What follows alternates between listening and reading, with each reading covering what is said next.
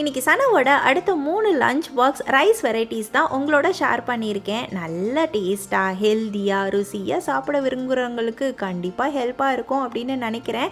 நிறைய rice varieties நான் share பண்ணிகிட்ருக்கேன். இன்றைக்கி பீட்ரூட் பிரியாணி, ஃப்ளேவர்ஃபுல்லான புதினா மல்லி சாதம், அது கூட முருங்கைக்கீரை சாதம், ஹெல்த்தியாக டேஸ்டியாக யம்மியாக மதியானம் லஞ்சு சாப்பிட விரும்புகிறவங்களுக்கு கண்டிப்பாக இந்த ரெசிபிஸ் எல்லாம் ஹெல்ப்பாக இருக்கும்னு நினைக்கிறேன்.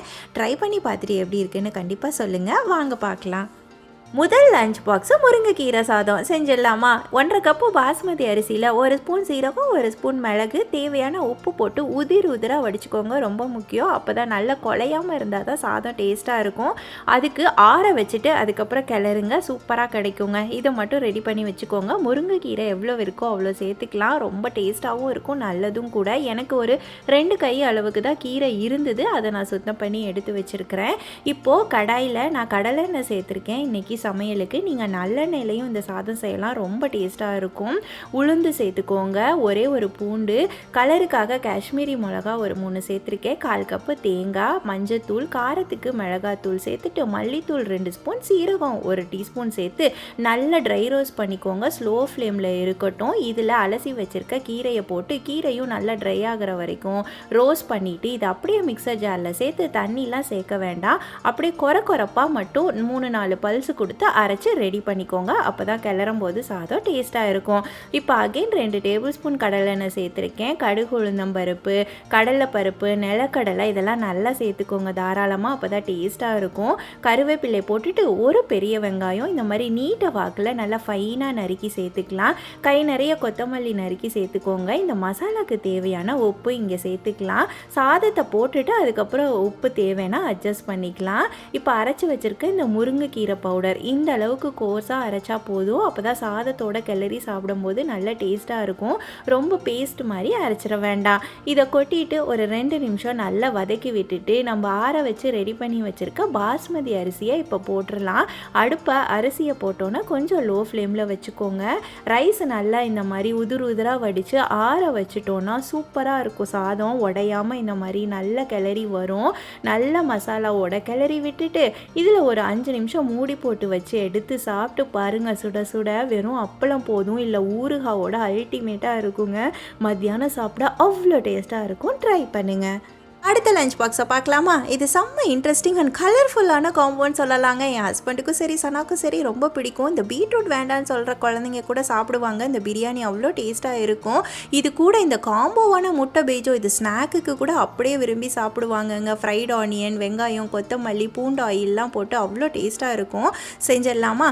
இதுக்கு இன்றைக்கி 2 ஸ்டெம்மு புதினாவை கிள்ளி மிக்சரில் சேர்த்துக்கோங்க. கை நிறையா கொத்தமல்லி சேர்த்துக்கலாம். காரத்துக்கு பச்சை மிளகாய் எவ்வளோ வேணுமோ அட்ஜஸ்ட் பண்ணி பூண்டு ஒரு 3 பல்லு, 1 டேபிள் ஸ்பூன் அளவுக்கு சோம்பு, ஒரு மீடியம் சைஸ் பட்டை, 3 கிராம்பு, 3 ஏலக்காய். நான் எல்லாமே டெக்ஸ்ட்லையும் கொடுக்குறேன், செக் பண்ணி பார்த்துக்கோங்க. இது அப்படியே தண்ணி சேர்த்து ஃபைன் பேஸ்ட்டாக அரைச்சி எடுத்துக்கோங்க. இப்போ கடாயில் நெய் சேர்த்துக்கலாம். இதில் முந்திரி பருப்பு, கிஸ்மிஸ் பழம், ஒரே ஒரு பிரியாணி இலை போட்டுட்டு ஒரு பெரிய வெங்காயம் நான் நல்லா தின்னாக ஸ்லைஸ் பண்ணி வச்சுருக்கேன். சின்ன வெங்காயமாக இருந்தால் நீங்கள் 2 கூட எடுத்துக்கலாம். இதை லேசாக வதங்கட்டும். ஒரே ஒரு பெரிய தக்காளி சின்னதாக இருந்தால் நீங்கள் 2 எடுத்துக்கோங்க. இதுக்கு தேவையான அளவு உப்பு சேர்த்துக்கலாம். அரைச்சி வச்சுருக்க இந்த பேஸ்ட்டையும் இதில் சேர்த்து நல்லா வதக்கி விட்டுட்டு மூடி போட்டுருங்க. இந்த தக்காளி எல்லாம் கனிஞ்சு பச்சை வாசனைலாம் போய் நல்லா வேகட்டும். லோ ஃப்ளேமில் வச்சுருங்க. இன்றைக்கி நான் ஒரு பீட்ரூட் எடுத்திருக்கேன். 1 கப்பு பாஸ்மதி அரிசிக்கு பீட்ரூட்டை இந்த மாதிரி தோல் சீவிட்டு வேக வச்சு எடுத்துக்கோங்க. பசங்க பீட்ரூட் அப்படியே இருந்தால் சாப்பிட மாட்டாங்கன்னா நீங்கள் வேக வச்சதுக்கப்புறம் பேஸ்ட்டாக கூட அரைச்சிட்டு சேர்த்துக்கலாம். 1 கப்பு பாஸ்மதி அரிசி ஊற வச்சுருக்கேன் 10 நிமிஷம். அதை அதில் சேர்த்துட்டு 1க்கு 2 தண்ணி சேர்த்துக்கலாங்க. இதில் நல்ல புதினா மல்லி கை நிறைய நறுக்கி திருப்பியும் சேர்த்துக்கோங்க. நல்லா கலந்து விட்டுட்டு உப்பு செக் பண்ணிக்கலாம். எனக்கு கொஞ்சம் உப்பு தேவைப்பட்டுச்சு, அதனால் போட்டுட்டேன். நல்லா மிக்ஸ் பண்ணிவிட்டு மூடி போட்டுட்டு மீடியம் ஃப்ளேமில் 10 நிமிஷம் அப்படியே விட்டுருங்க. நல்லா உதிராக பொழுன்னு பிரியாணி 10 நிமிஷத்தில் காலையில் ரெடி பண்ணிடலாம். அவ்வளோ டேஸ்ட்டாக இருக்கும். மத்தியானம் சாப்பிடும்போது ரைத்தாவோட, எக்கு சைட் டிஷ்ஷோட ட்ரை பண்ணி பாருங்கள். கண்டிப்பாக அடல்ட்லேருந்து குழந்தைங்களுக்கு வரைக்கும் எல்லாருக்கும் பிடிக்கும். முட்டை பேஜோவோ பண்ணிடலாம். இது ஒன்றும் இல்லை, அப்படியே அந்த முட்டைக்குள்ளே கீறி வச்சு சாப்பிட்றது தான். அந்த குழந்தைங்க அப்படி கொடுத்தா எங்கே சாப்பிட்றாங்க. ப்ளஸ் சைட் டிஷ்ஷாக பண்ணி கொடுத்தோன்னா சூப்பராக இருக்குங்க. இந்த பிரியாணியோட 2 முட்டையை வேக வச்சு இந்த மாதிரி கட் பண்ணி எடுத்துக்கோங்க. உப்பு, மிளகு சீரக பொடி, கை நிறைய ஃப்ரைடு ஆனியன், கொத்தமல்லி, ஃப்ரெஷ்ஷாக ஆனியன் கொஞ்சம் சேர்த்துக்கோங்க. இதில் பூண்டு ஆயில் ஒன்றும் இல்லை, பூண்டை நல்லா நறுக்கிட்டு ஆயிலில் அப்படியே ஃப்ரை பண்ணிவிட்டு கொஞ்சம் மிளகா பொடி போட்டு ஓரமாக செட் பண்ணிவிடுங்க. அது அப்படியே ஊற ஊற சூப்பராக ஃப்ளேவர்ஃபுல்லாக ஆகிடும். அந்த ஆயிலை கொஞ்சம் சேர்த்துக்கலாம். அவ்வளோதான், கிளறிட்டு சர்வ் பண்ணிங்கன்னா ரொம்ப சூப்பராக இருக்கும் இந்த பிரியாணியோட. இது அப்படியே ஸ்நாக்காக கூட குழந்தைங்களுக்கு கொடுக்கலாம், விரும்பி சாப்பிடுவாங்க. ட்ரை பண்ணி பாருங்கள்.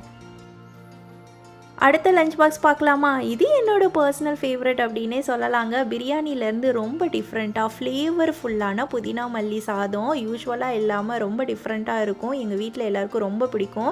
ஆனால் இந்த லஞ்ச் பாக்ஸை செஞ்சால் ஈவினிங் கூட கொஞ்சம் எடுத்து வச்சுருக்க சொல்லி கேட்பா. அவ்வளோ வாசமாக இருக்கும். ட்ரை பண்ணி பாருங்கள். இதுக்கு மசாலாவை அரைச்சிடலாமா? 1 டேபிள் ஸ்பூன் உளுந்தம் பருப்பு, 1 டேபிள் ஸ்பூன் கடலை பருப்பு, இஞ்சி பூண்டு, காரத்துக்கு பச்சை மிளகா நீங்கள் கூட்டி குறைச்சிக்கலாம். இது நல்ல வாசனை வரணுங்க. பச்சை மிளகா கூட வாசம் வரணும், அந்த அளவுக்கு வறுத்துக்கணும். ஸ்லோ ரோஸ்ட் பண்ணுங்கள். இந்த பருப்பெல்லாம் நல்ல ப்ரௌனாக இந்த வாசனை வர வரைக்கும் வறுத்துக்கலாம். அப்போ தான் சாதம் ரொம்ப நல்லாயிருக்கும். இதில் ஒரு சின்ன நெல்லிக்காய் அளவுக்கு புளி சேர்த்துக்கலாம். நல்ல சுல்லுன்னு இருக்கும் சாதம் சாப்பிடும்போது, இல்லாட்டி கொஞ்சம் பிளாண்டாக இருக்கும். இப்போ ஒரு 5 கொத்து அளவுக்கு புதினா, ஒரு முழு கட்டு மல்லி. புதினா கம்மியாக இருக்கணும், மல்லியோட அளவு அதிகமாக இருக்கணும்.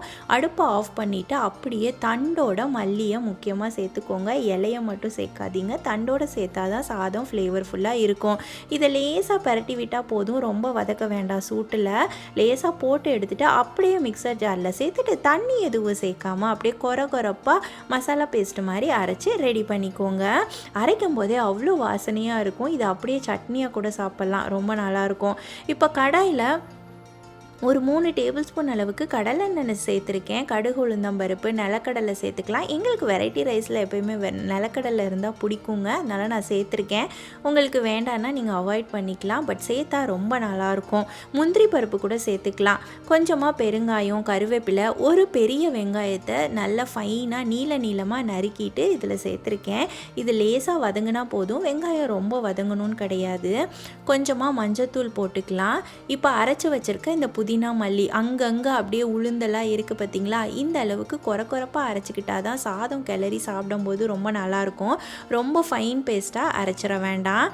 இப்போ இந்த மசாலாவுக்கு தேவையான உப்பு போட்டுக்கலாம். நான் சாதத்துலேயும் கொஞ்சம் உப்பு போட்டு வடிச்சிருக்கேங்க. யூஸ்வலாக பாஸ்மதி அரிசி, சாதாரண அரிசி, ப்ரௌன் ரைஸ், எந்த ரைஸ் வேணால் நீங்கள் இந்த 3 ரைஸ் வெரைட்டிஸ்க்கும் யூஸ் பண்ணிக்கலாம். நான் அடிக்கடி ரைஸை மாற்றியும் பண்ணிக்குவேன். இன்றைக்கி பாஸ்மதி அரிசியில் பண்ணியிருக்கேன். குதிரைவாலி அரிசியில் கூட பண்ணுவேங்க, ரொம்ப நல்லாயிருக்கும். இதே மசாலா தான். அரிசியை மட்டும் எது வடித்தாலும் கொஞ்சம் உதுராக உப்பு போட்டு வடிச்சுக்கோங்க, அவ்வளோதான். நீங்கள் எந்த வெரைட்டி ரைஸ் போட்டு பண்ணாலும் ரொம்ப நல்லா வரும். இப்போது இந்த புதினா மல்லி பேஸ்ட்டை ஒரு நிமிஷம் நல்லா வதக்கி விட்டுக்கோங்க. இந்த பூண்டு பச்சை வாசனை எல்லாம் போகட்டும். இதில் 1 கப்பு உதிராக வடித்து ஆற வச்சுருக்கிற பாஸ்மதி அரிசியை இன்றைக்கி நான் சேர்த்துக்கிறேன். சேர்த்துட்டு அடுப்பை நல்லா லோ ஃப்ளேமுக்கு கொண்டு வந்துட்டு கொஞ்சம் கொஞ்சமாக அந்த மசாலாவோட நல்லா பரட்டி விடுங்க. இந்த அளவுக்கு நல்லா அந்த மசாலாவோட சாதம் ஒட்டி வரணும். ஸோ அரிசியை ரொம்ப குலைவாக வடிச்சிட்டிங்கன்னா பெரட்டும் போது உடஞ்சி குழஞ்சு போயிடும். ஸோ அரிசியை கரெக்டாக வடிச்சுக்கோங்க. நல்லா இப்போ மசாலாவோட கிளறிட்டு ஒரு 5 நிமிஷம் லோ ஃப்ளேமில் மூடி போட்டு வச்சுட்டு எடுத்து சாப்பிட்டு பாருங்கள். சுட சாப்பிட அவ்வளோ கமன்னு இருக்கும். லஞ்ச் பாக்ஸுக்கு அல்டிமேட்டாக இருக்குங்க மதியானம். இது கூட இன்றைக்கி சேனக்கிழங்கு ரோஸ்ட்டு, ரோஸ்ட்டு உருளைக்கிழங்கோ சேனக்கிழங்கு வடை எது வேணால் வச்சு சாப்பிட்லாம், அவ்வளோ சூப்பராக இருக்கும். இந்த ரைஸ் வெரைட்டிஸ் எல்லாமே உங்களுக்கு ரொம்ப பிடிக்கும், ஹெல்ப்ஃபுல்லாக இருக்கும் அப்படின்னு நினைக்கிறேன். ட்ரை பண்ணி பார்த்துட்டு எப்படி இருக்குன்னு கண்டிப்பாக கமெண்ட் பண்ண மிஸ் பண்ணாதீங்க. வேறு என்ன type of lunch box recipes வேணும் அப்படின்னும் கமெண்ட் பண்ணுங்கள். என்னால் முடிஞ்ச அளவுக்கு கண்டிப்பாக அந்த ரெசிபீஸ் எல்லாம் ஹெல்த்தியாக போஸ்ட் பண்ணி கொடுக்குறேன். தேங்க்யூ.